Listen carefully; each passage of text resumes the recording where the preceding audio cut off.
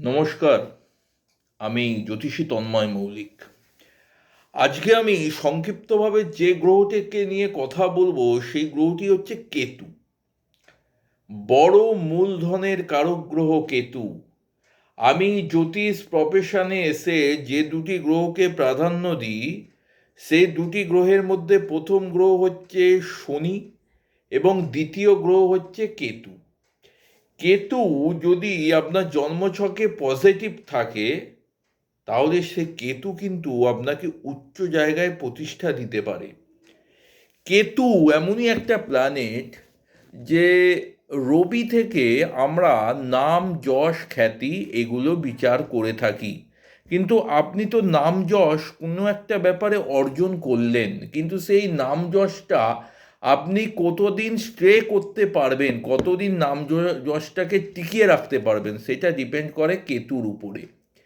কেতুর প্লেসমেন্ট যদি ভালো থাকে ন্যাটাল চার্টে, তাহলে কিন্তু আপনি বড় জায়গায় প্রতিষ্ঠা হবেন এবং জীবনে প্রচুর আপনি মূলধন পাবেন এবং পরসম্পত্তিও লাভ করবেন।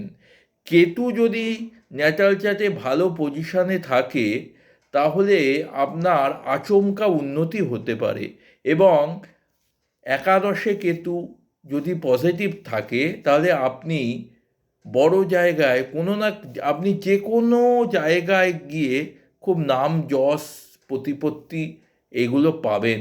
একাদশে কেতু যদি পজিটিভ থাকে, আপনি দেখবেন একটা সময় আপনার খুব খারাপ গেছে, 5-7 বছর, 9 বছর, তারপরে হঠাৎ করে জীবনের একটা আমূল পরিবর্তন কেতু আপনাকে ঘটিয়ে দিতে পারে। লগ্নে কেতু যদি পজিটিভ থাকে, আপনি পরধন প্রাপ্তি আপনার হবেই। এবং দ্বিতীয় কেতু যদি আপনার পজিটিভ থাকে, কেতু কোন কোন ঘরে ভালো ফলদাতা, একটা হচ্ছে বৃশ্চিক, একটা হচ্ছে ধনু। মীন রাশি এবং সিংহ রাশিতেও কেতু ভালো ফল দিয়ে থাকে। এবং সেখানে দেখতে হবে কেতু কার নক্ষত্রে আছে। কিন্তু কেতু সেকেন্ড হাউসে যদি পজিটিভ থাকে, আপনি প্রচুর ধনসম্পদের মালিক হতে পারেন। এবার বলবো, কেতু যদি নেগেটিভ হয়ে যায়, তাহলে কিন্তু আপনার গুপ্ত শত্রুরা আপনাকে নানাভাবে অ্যাটাক করতে পারে। এবং কেতু যদি নেগেটিভ হয়ে যায়, আপনার কোর্ট কাচারি মামলা এগুলো আপনাকে ফেস করতে হবে। একটি মানুষ আছে, সারা জীবন যতদিন তিনি বেঁচে আছেন, সারা জীবন ওই কোর্ট কাচারি মামলা নিয়েই জর্জরিত। এবং কেতু যদি খারাপ হয়ে থাকে, তাহলে আপনার জেল পর্যন্ত হতে পারে। কেতু যেমন ভালো করতে পারে, কেতু কিন্তু মানুষের জীবনকে ডিস্ট্রয়েড করে দিতে পারে। আমি আরেকটা কম্বিনেশনের কথা বলবো, যদি সপ্তম স্থান আমাদের বিবাহ ঘর, সেই লগ্নের 7th হাউসে যদি কেতু থাকে, আপনি ভালোবাসা করে বিয়ে করুন বা দেখাশোনা করে বিয়ে করুন, সপ্তমে যার কেতু থাকবে তার কিন্তু ভুল জায়গায় বিয়ে হতে পারে। বিবাহের পরে তার এটা রিয়েলাইজ হবে যে হয়তো আমি ভুল মানুষকে বিয়ে করে ফেলেছি। এখন ব্যাপার হচ্ছে, কেতু আবার আধ্যাত্মিকতাও নির্দেশ করে। কেতু যদি কারো দ্বাদশে থাকে এবং তার উপরে যদি বৃহস্পতি বা শনির দৃষ্টি পড়ে, সেই কেতু আপনাকে আধ্যাত্মিকতায় নিয়ে যায়।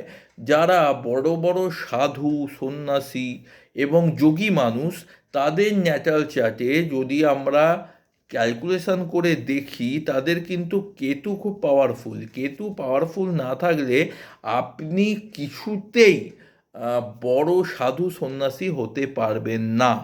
এবং কেতু যদি পজিটিভ থাকে ন্যাটাল চার্টে, তাহলে আপনি ভালো জ্যোতিষী হতে পারেন। যারা জ্যোতিষবিদ্যায় খুব পারদর্শী, তাদের ন্যাটাল চার্টে কেতু কিন্তু খুব পাওয়ারফুল। এবং একটা কথা বলতে বাধ্য হচ্ছি, কেতু যদি নেগেটিভ থাকে, আপনাদের জীবনকে তছনছ করতে তার বেশি সময় কিন্তু লাগবে না। তাই অভিজ্ঞ জ্যোতিষীর কাছে গিয়ে ন্যাটাল চার্টটা পর্যবেক্ষণ করান, ন্যাটাল চার্টটা ক্যালকুলেশন করান যে আমার কেতুর পজিশান কী আছে।